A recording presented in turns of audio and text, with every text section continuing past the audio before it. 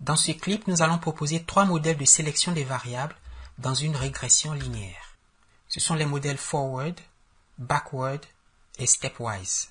Nous avons vu qu'on pouvait au moyen de techniques de régression prédire une variable dite endogène et qui est la variable dépendante à partir de variables indépendantes, lesquelles sont dites exogènes.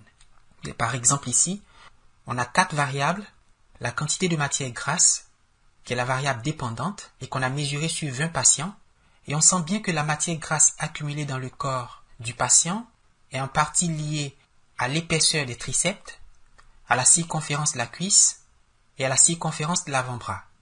Eh bien, habituellement, ce qu'on fait, on entre toutes les variables en un seul coup et on laisse le programme décider quelles variables indépendantes sont pertinentes pour prévoir la variable dépendante. Et par exemple, a priori, il n'est pas sûr que la circonférence de l'avant-bras soit pertinente pour prédire la quantité de matière grasse. N'est-ce pas? A priori. Peut-être que ça l'est, je ne sais pas. Et peut-être que ça ne l'est pas. Est-ce qu'il n'y aurait pas sous SPSS une procédure permettant de sélectionner les bonnes variables pour prédire la variable dépendante? Eh bien, la réponse est oui. Il existe au moins 3 méthodes que nous allons rapidement passer en revue. Alors, pour faire une régression linéaire, on va dans Analyse, Régression, Linéaire. Alors, la variable dépendante est la quantité de matière grasse. Les variables indépendantes sont l'épaisseur des triceps, la circonférence de la cuisse et la circonférence de l'avant-bras. Dans Méthode, SPSS nous propose 1, 2, 3, 4, 5 méthodes.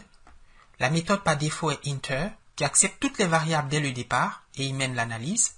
Or, nous savons qu'avec cette méthode, certaines variables indépendantes du modèle pourraient ne pas être significatives pour prédire la variable dépendante. La méthode de sélection forward part d'un modèle nul, et c'est-à-dire suppose qu'a priori, aucune des variables indépendantes n'est pertinente, et de sorte que dans le modèle initial, selon la méthode de sélection forward, il n'y a que la constante. Et la méthode, qui est un algorithme, va regarder pour chaque variable indépendante quelle est la plus pertinente pour prédire la variable dépendante. Ici, pour prédire la quantité de matière grasse. Et une fois que la variable la plus pertinente a été sélectionnée, à la deuxième étape, de toutes les variables indépendantes restantes, la procédure va chercher quelle est la meilleure variable indépendante compte tenu de la présence du prédicteur dans l'étape initiale. Et ainsi de suite, la procédure va continuer jusqu'à ce que plus aucune variable ne soit pertinente pour prédire la variable dépendante. Et c'est alors que l'algorithme termine et produit le meilleur modèle de régression. D'accord? Ça, c'est forward. Alors, backward fait l'inverse. Au lieu de commencer avec un modèle vide, backward part d'un modèle complet. Un modèle qui contient toutes les variables à la fois et essaie d'éliminer les variables une par une. Et compte tenu de l'absence de la variable supprimée à l'étape précédente, quelle est parmi celles restantes la moins significative, et ainsi de suite, jusqu'à ce qu'on ne puisse plus supprimer aucune variable. Et à ce moment-là, le programme s'arrête et produit le meilleur modèle de régression. Et stepwise, je l'ai dit, est une combinaison de forward et backward. Donc, commence avec le modèle nul, il fait rentrer les variables une par une, et à chaque étape se demande si la nouvelle variable qui est entrée est encore pertinente compte tenu de la présence des autres variables. Si c'est le cas, eh bien les conserver, sinon elle est supprimée. Et cela continue de proche en proche jusqu'à ce qu'aucune variable ne puisse entrer et qu'aucune autre variable ne puisse en sortir. Allons-y avec la méthode forward. Dans statistiques, nous avons les estimés des coefficients de la régression et le coefficient de détermination R carré qui est donné par ModelFit. Je fais continue. Dans options, puisqu'il faut à chaque étape décider si une variable est pertinente ou ne l'est pas, eh bien il faut un critère d'entrée de toutes les variables qui peuvent entrer. Si la valeur P de la meilleure d'entre elles est inférieure à 0,05, alors cette variable entre dans le modèle. Et si cette valeur est supérieure à 0,1, alors elle sort du modèle. Alors je vais changer la valeur 0,05 à 0,01 et je continue et OK.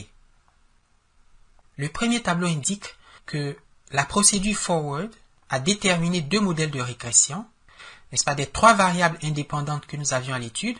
c'est celle qui a été jugée la plus pertinente, la plus significative. D'accord? C'est donc cette variable qui est entrée la première dans le modèle. Et vous voyez ici, ça dit, la p-value de cette variable était inférieure ou égale au critère d'entrée que nous avons choisi.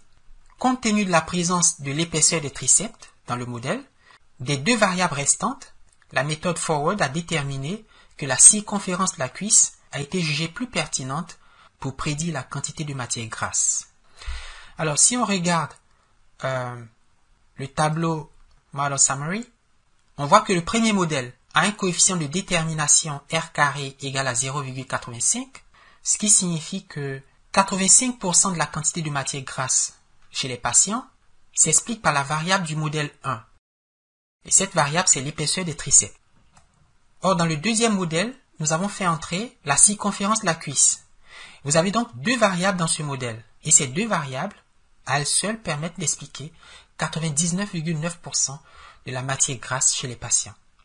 On peut donc écrire l'équation de la régression en disant que la matière grasse chez un patient donné s'écrit moins 20,059 plus 0,887 fois l'épaisseur des triceps. Et puis le deuxième modèle a les coefficients suivants, moins 33,013 pour la constante, 0,855 pour l'épaisseur des triceps et 0,527 pour la circonférence de la cuisse. Alors, le dernier tableau montre à chaque étape les variables qui ont été exclues. Vous voyez qu'à la première étape, la méthode forward a exclu les variables circonférence de la cuisse et circonférence de l'avant-bras, et bien sûr, puisqu'elle n'a retenu que l'épaisseur des triceps. Et à la deuxième étape, cette méthode n'a exclu que la variable circonférence de l'avant-bras. Regardez dans le modèle 1, n'est-ce pas, le niveau de significativité de la circonférence de la cuisse. Cette valeur est inférieure à 0,01 au critère d'entrée que nous sommes donnés. Et pourtant, la méthode forward n'a pas jugé bon, dès le départ, de faire entrer cette variable. Pourquoi? La variable qui a été entrée, la première, c'est l'épaisseur des triceps, alors que la circonférence de la cuisse est significative dès le départ. Eh bien, c'est parce que la méthode regarde de toutes les variables significatives, quelle est la plus significative. Et ça veut dire que l'épaisseur des triceps et la circonférence de la cuisse sont toutes deux significatives pour prédire la matière grasse. Mais de ces deux variables, la plus significative est l'épaisseur des triceps. Et ceux qui ont des doutes, ceux qui disent « Mais Olivier, est-ce que tu es vraiment sûr de ce que tu racontes ?» Regardez l'indice T, la statistique de student, pour chacune des variables. Dans le deuxième modèle, l'épaisseur des triceps et la circonférence de la cuisse sont significatives, mais la statistique de student est bien supérieure pour l'épaisseur des triceps que pour la circonférence de la cuisse. Elle vaut 97,5 pour les triceps et seulement 41,81 pour la cuisse. Ça veut dire que ces deux variables, bien que significatives, n'ont pas la même importance, n'ont pas la même force de prédiction.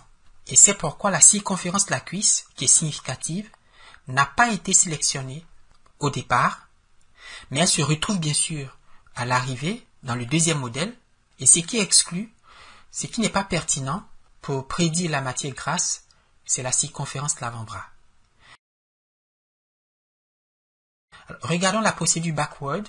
Donc dans analyse, je vais dans régression linéaire. Donc on va changer forward en backward et je clique sur OK.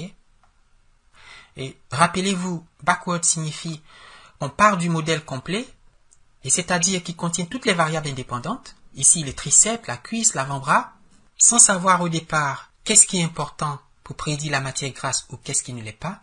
Dans le deuxième modèle, on voit qu'une variable a été retirée de l'analyse, la circonférence de l'avant-bras, et bien parce qu'elle vérifie le critère de sortie, et c'est-à-dire sa valeur P est supérieure à 0,1. Alors si la variable circonférence de l'avant-bras est retirée de l'analyse, regardons les indices de qualité de chaque modèle. Pour le premier modèle qui contient toutes les variables, le coefficient de détermination est de 99,9%.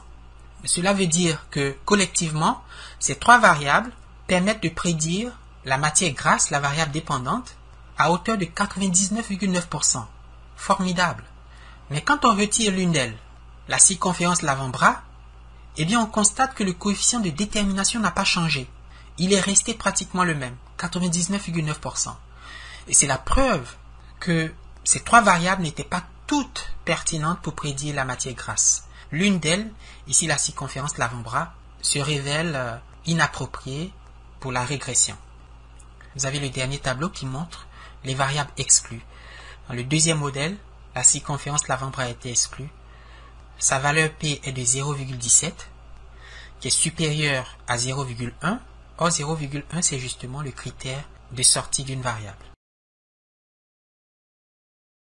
Et voyons pour finir la procédure stepwise qui combine à la fois forward et backward. Donc dans analyse, régression, linéaire, je vais choisir stepwise et je clique sur OK.